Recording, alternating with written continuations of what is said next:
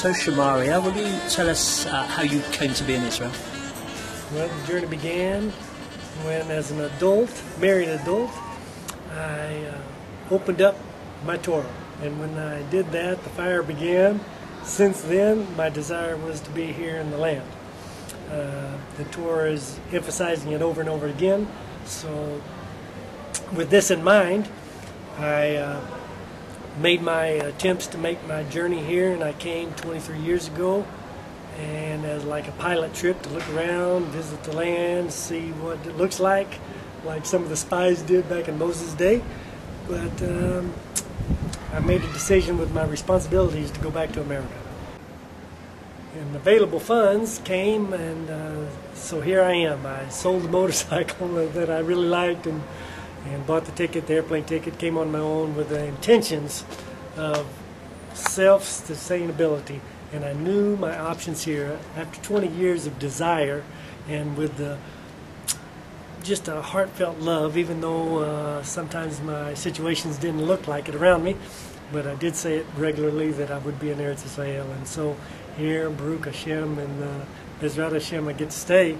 And the life is good. I love the land. It's the good land.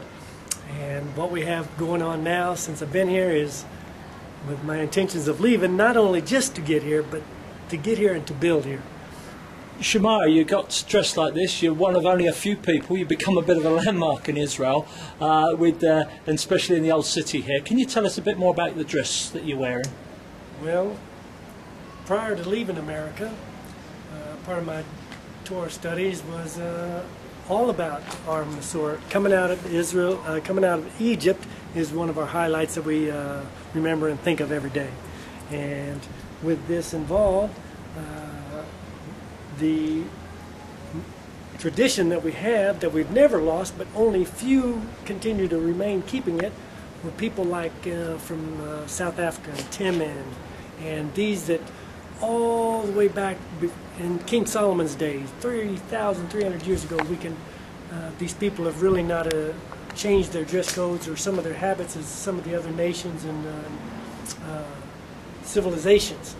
So it's not that we lost it, we kept it, it's just been down to a minimum.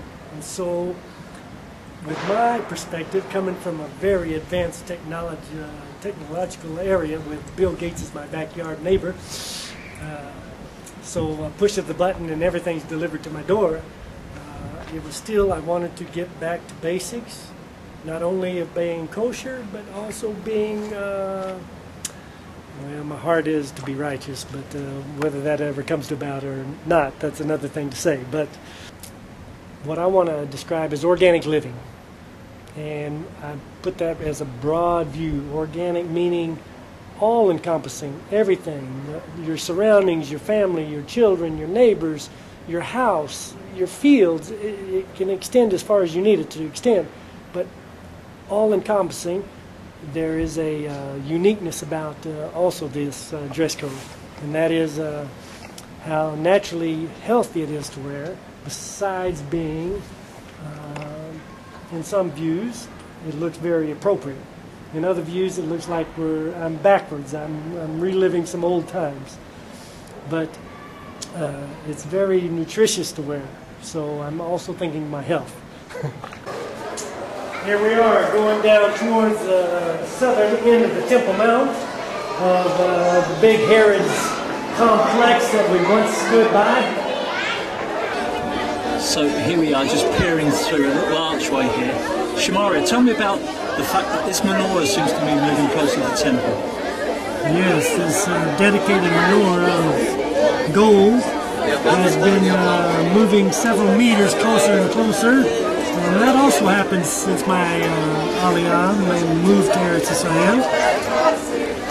It was up in a Second Temple time period level that we viewed a little earlier. And now we have it on the facing front of the western side of the old Herod Temple. And 7 branches.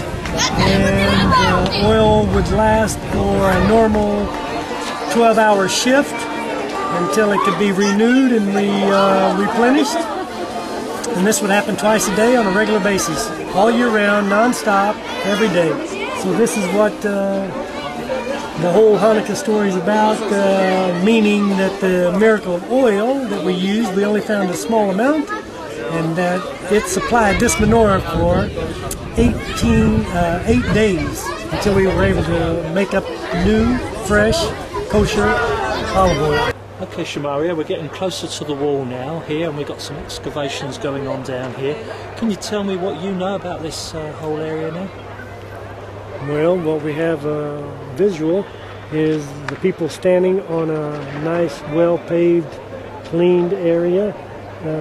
Over the years, we've improved on this, but as some of us might not know, that the level of height that we see above this current floor space is what we have at minimum at least going underneath this floor space. So these excavations are going to try to pursue a little bit of this by going 20 more feet deeper and having a double colonnade up to this section of the last remaining remnants that were not destroyed from the Roman siege 2,000 years ago. Tell me what you think's on the agenda next. Well, with so many of us diverse groups here in Eretz Israel, we have some that have the stones cut for the corner. We have some people making the clay for the use inside. We have another director working on the school program, and that's only a couple mountains over. So we're doing a lot of things to initiate the 5-year program of the Levim and the Kohanim to learn what they can do to help the rest of Klal Yisrael and the rest of the world when they come up to the Beit HaMikdash, when we do a rejuvenation, remodel of this area up here on the platform behind me. The world runs better. So you're looking to burn a barbecue on the mountain top? Yes. Now so you don't need the dome there then to do it? No. So I asked them to make that a retractable dome. So really all these restrictions were due down to 1967? Very modern. Very modern restriction. My goodness. And all nations of the world could come to this place and move quite freely? Yeah, for the most part. Jews still had to be careful if they were noticeable. What do you know about the Levitical school that's coming together at the moment? I don't know about the yeshiva that's up near where I'm currently working here in the Jewish Rova, but the school that's being built is precisely not only the book learning side that we've never lost touch with, but the active physical side that we have to walk through the motions. And more people will need to learn how to slaughter animals in this respect. But since we do it in a more humane way, everybody keeps a cool mind, and it becomes just part of nature.